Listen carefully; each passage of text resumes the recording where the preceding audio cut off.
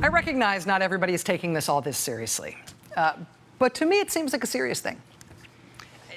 Nobody's taking it all that seriously. Part of the way you can tell that is that nobody's even asking him about it. But even then, he goes out of his way to bring this guy up himself.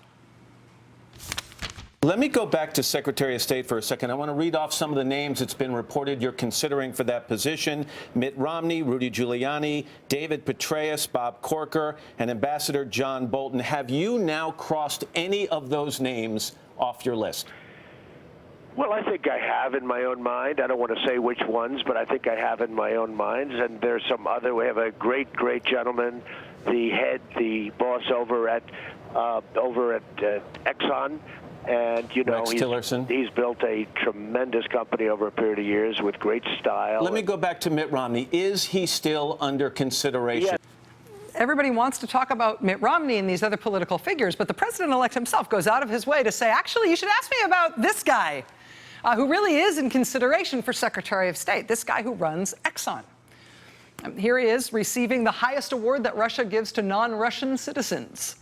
He'll be our new Secretary of State. He's in the running for that. I know there's a lot to keep up with in the transition, but I keep sticking a pin in this for a reason, because if this is real, it's astonishing.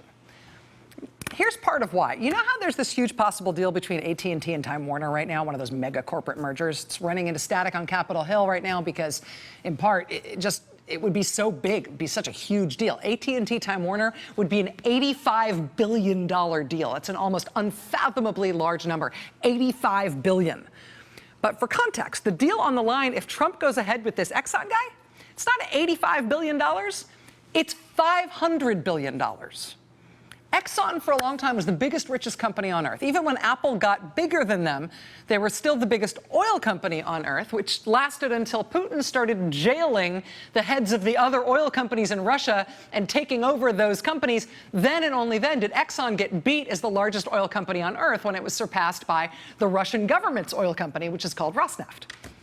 And then what happened is those two giant companies, the mother of all oil companies and the mother of all oil companies, those two giants got together to do a joint exploration deal. Biggest oil deal in the history of deals. It was so big it was expected to change the historical trajectory of Russia. It was the deal that got the Exxon CEO Russia's highest award.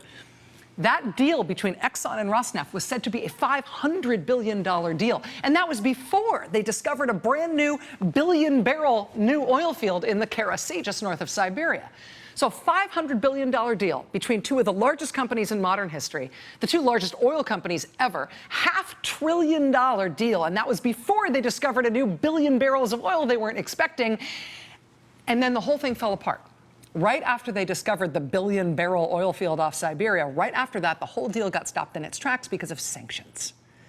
That mess with Ukraine and Putin invading Crimea, the Obama administration punched them in the face with sanctions.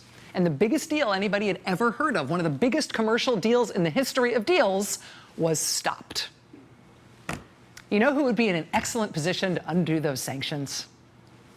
Well, you'd expect the American Secretary of State to be in a good position to do that. Rex Tillerson, the CEO of Exxon, personally holds more than $150 million in Exxon shares. You want to know what would happen to those shares alone if the sanctions went away and that $500 billion Russia deal went back on? Do you know what would happen to the value of Exxon, to the power of Exxon if that got turned on right now?